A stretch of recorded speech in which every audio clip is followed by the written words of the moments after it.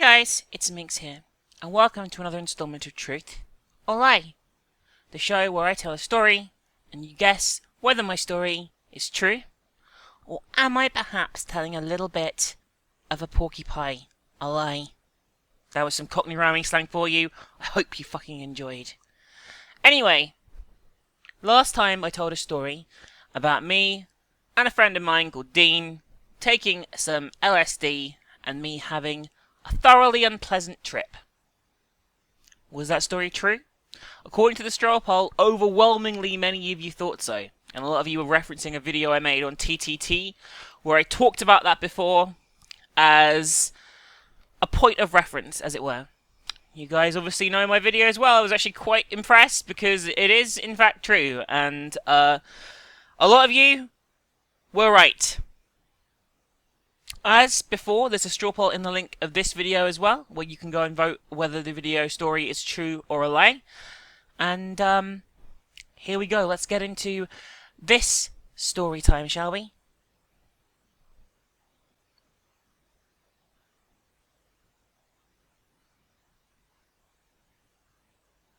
So, quite a while ago, I would say around 2007, 2008. So this is the oldest I've been out of the stories I've told so far.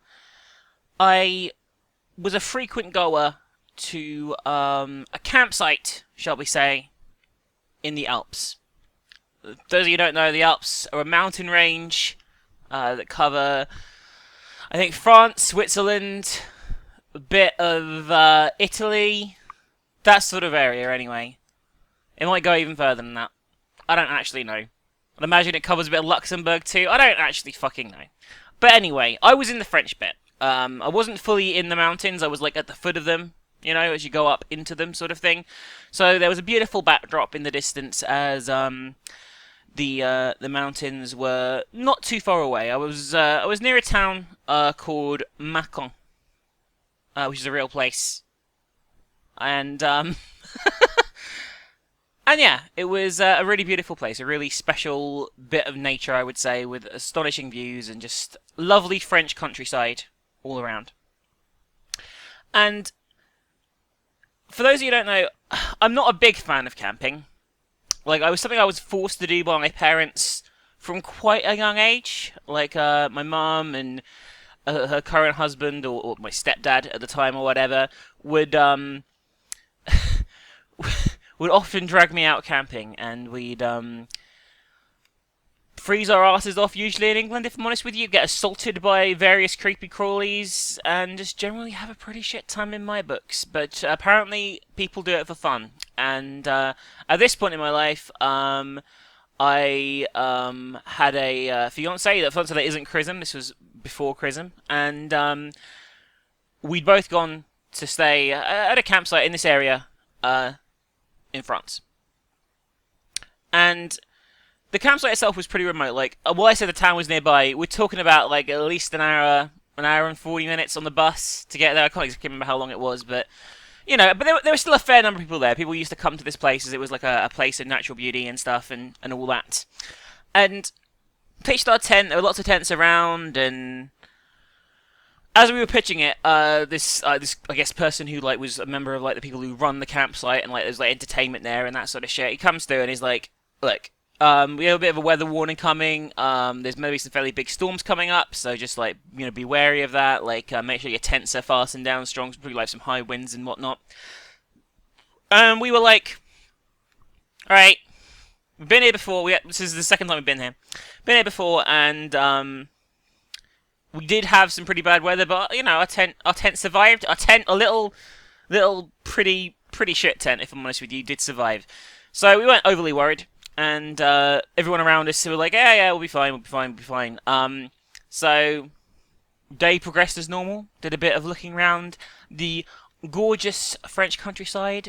Stopped for a bite to eat in like a Gîte de France that had become like a bit of a cafe, that sort of thing. And it was time to go to bed. Get to go to bed early because, to be fair, there isn't a lot to fucking do at night in the mountains because it's really fucking dark. And we get inside the tent, and soon after, just as I'm drifting off to sleep, you hear the first sort of like rumble of thunder on the horizon. You think, oh fuck. Well, it's probably quite a big storm coming. Fuckity fuck fuck fuck. They were probably my exact thoughts, or there or thereabouts.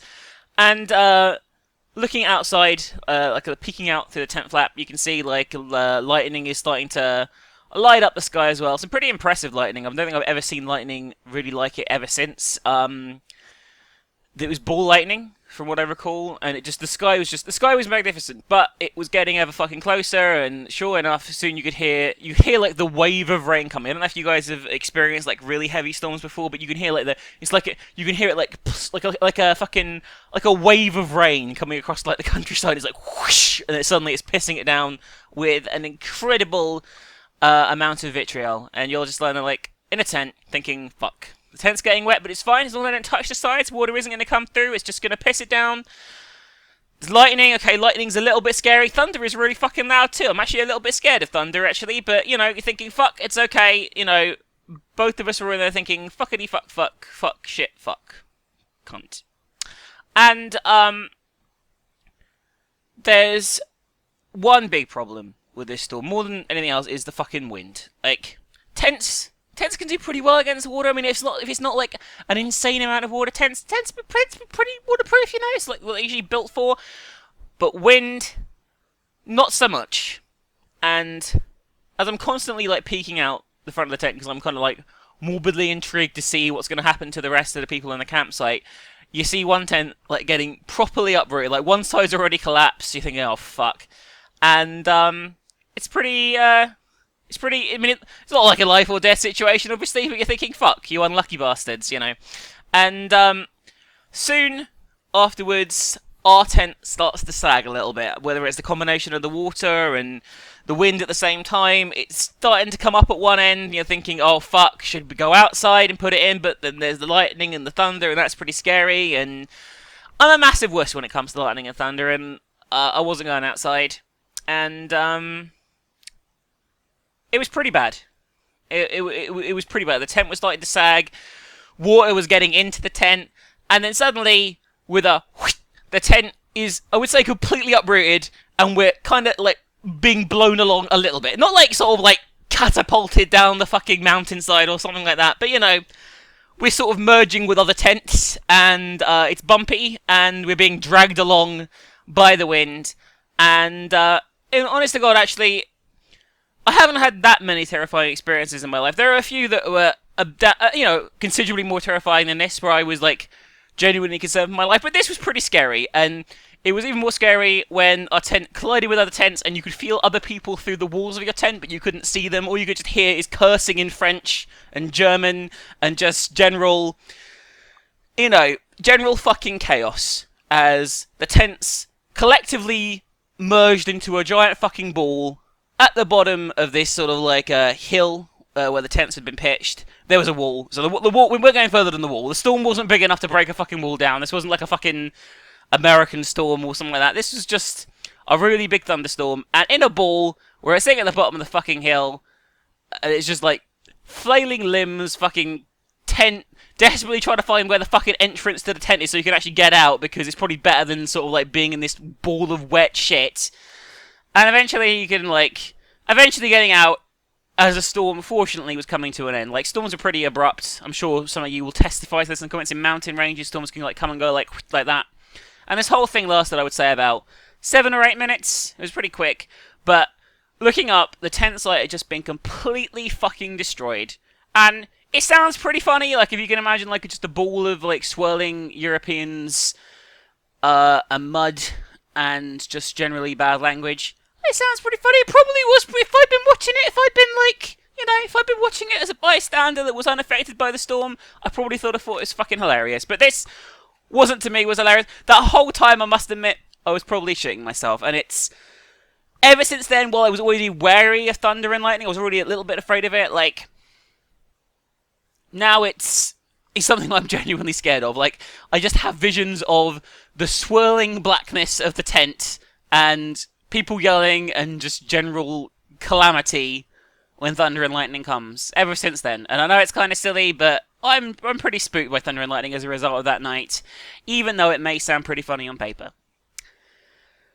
And yeah, that was it. Basically, I had to like dry all the tents out, you know, like repitch them. Had another storm a few days later, but fortunately, it was nowhere near as bad as that one. So that was good. And yeah, it's kind of a silly little story. What did you guys think? Is that something that actually happened to me? Am I bending the truth on something that did happen to me? Am I lying? You know, so truth or lie, they're the two options. I'm not asking you to fucking like guess exactly what happened to me on a pinpoint fucking scale, but was that mostly the truth or mostly a lie? You need to let me know in the comments section what you think, as well as voting in the straw poll. I'll see you really soon for more truth or lie, and I'm looking forward to seeing what you guys think of other things that have happened to me in my life. If you enjoy my content, you want to help me further, you can support me over on GameWisp. It's gamewisp.com/minx. You can hit the support me link in the description right now to go there. There's lots of cool rewards. It's like Patreon, except it's called GameWisp. Check it out if you like my stuff. Have a great day, guys. I'll see you really fucking soon. Bye for now. Bye for now. Move that down under the corner and like blow that floor clear apart and we'll get like a super combo right there. So this one down to here. Yeah, but right there. What? Try and move that like middle rightish card, like you know, 4 hearts stacked up. There's no 4 hearts stacked up. Oh, I see. That's pretty hard. No, but move the one on the right. The right Fuck it, I did it. It's too late, alright? Okay, so basically, guys, what you have to do is just match stuff up, but it's a bit more complicated than it would be if it was like a normal Western one.